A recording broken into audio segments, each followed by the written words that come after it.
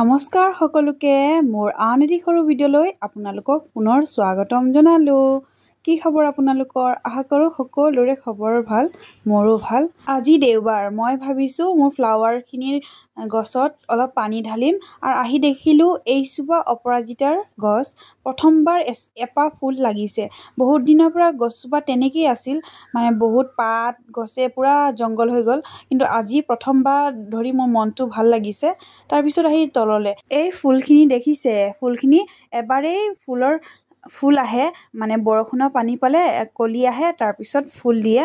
বছৰে এবাৰেই আহে, মনচুন ছিজনত আহে, সেইকাৰণে ইয়াৰ নাম ৰেইন লিলি।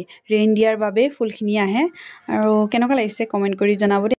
আৰু এয়া চাওক, অপৰাজিতা ইমানকৈ ধৰিছে, ওপৰৰখিনি ইমান যত্নৰে ৰুইছোঁ, নাই ধৰা। আৰু ইয়াত এনেকেই ৰুই দিছোঁ, কিন্তু বহুত বেছি ধৰিছে অপৰাজিতা। আৰু এয়া হ'ল পটুলাকা, আৰু 10টা ফুল বুলি কওঁ আমি। আৰু ইয়াতো ৰুইছিলোঁ, ধুনীয়াকৈ আহিছে ৰেইন লিলি। পটুলিকা বা 10টা ফুলৰ কালাৰ বহুত আছে ইয়াত, য়েল্ল', পিংক আৰু আছে হোৱাইটো আছিলে, আৰু এয়া হ'ল মালা ফুল। আৰু এয়া চাওক, এয়া হ'ল পটুলিকাৰ আৰু এটা ডিজাইনত চাওক, ধুনীয়া লাগিছে ন, গোলাপৰ নিচিনা।